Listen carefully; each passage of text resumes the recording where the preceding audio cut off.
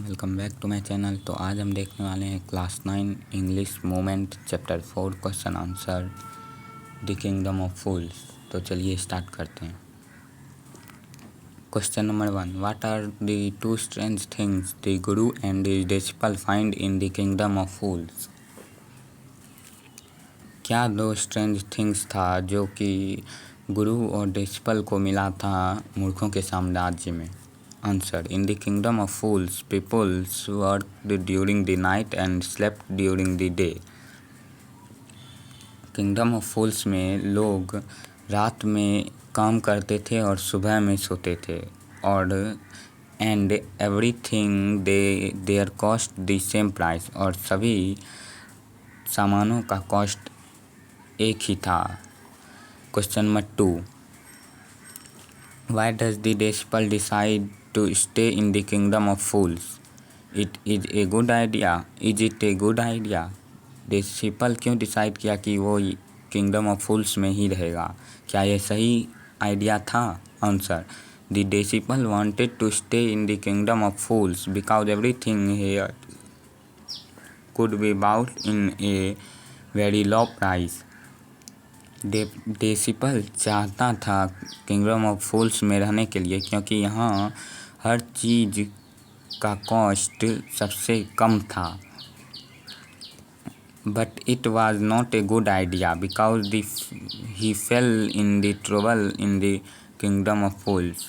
लेकिन यह सही आइडिया नहीं था क्योंकि वह किंगडम ऑफ फूल्स के ट्रबल में फंस गया था।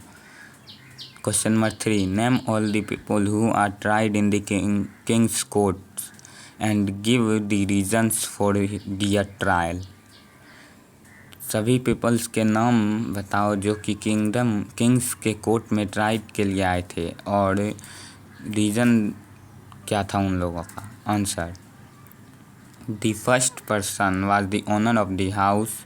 ही defended himself by saying that the wall was made by the bricklayer. पहला व्यक्ति उस हाउस का ओनर था और वह अपने आप को बचाया यह कह के कि यह दीवार ब्रिक लेयर ने बनाई थी।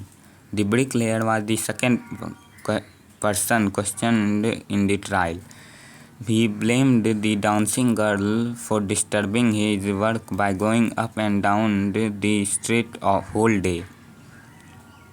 ब्रिकलेयर दूसरा व्यक्ति था जो कि वहाँ पे क्वेश्चन में आया था, और वह उस डांसिंग गर्ल को ब्लेम किया था क्योंकि वह सुबह दिन भर कई बार इधर से उधर जाती रही थी।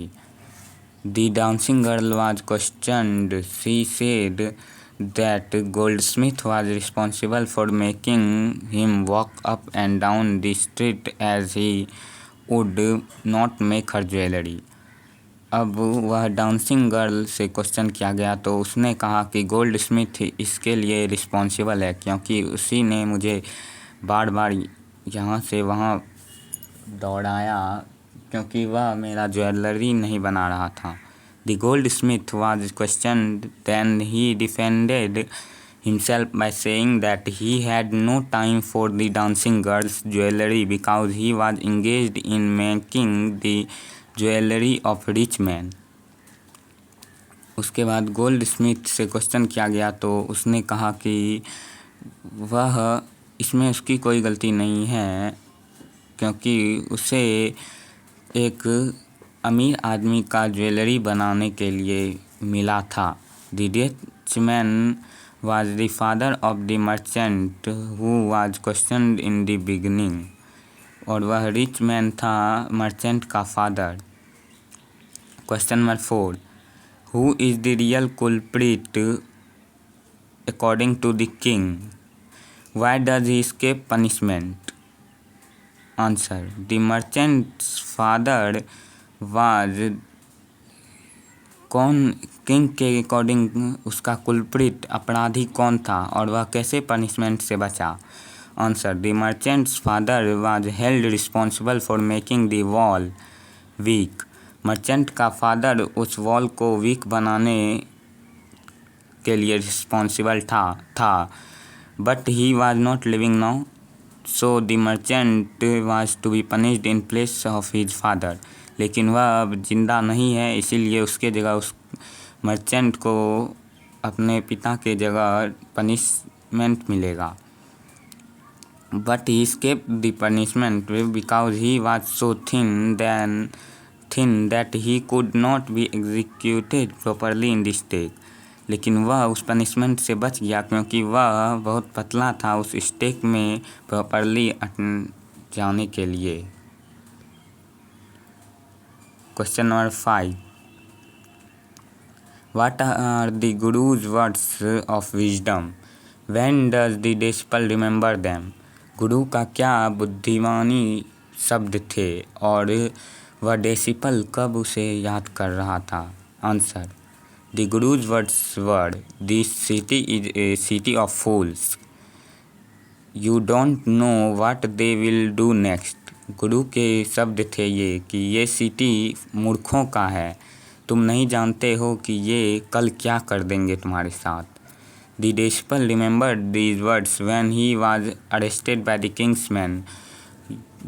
डिसिपल वह उन सभी शब्दों को याद कर रहा था जब वह अरेस्ट किया गया था राजा के सिपाहियों के द्वारा। Question number 6, how does the guru manage to save his disciple's life in trouble in the kingdom of फूल्स?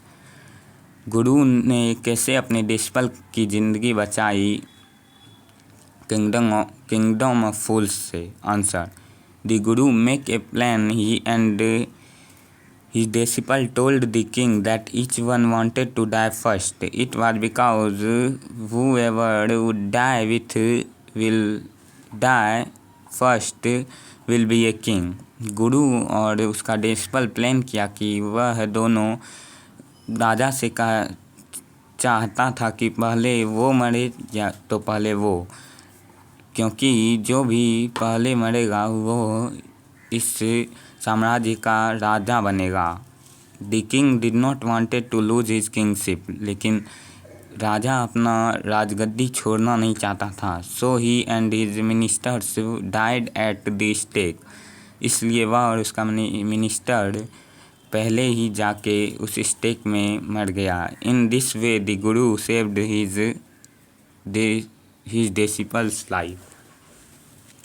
इसी वे से गुरु अपने डिसिपल की ज़िंदगी बचाता है। Thank you for watching. अगर वीडियो अच्छा लगा हो तो लाइक और सब्सक्राइब ज़रूर करें। Thank you.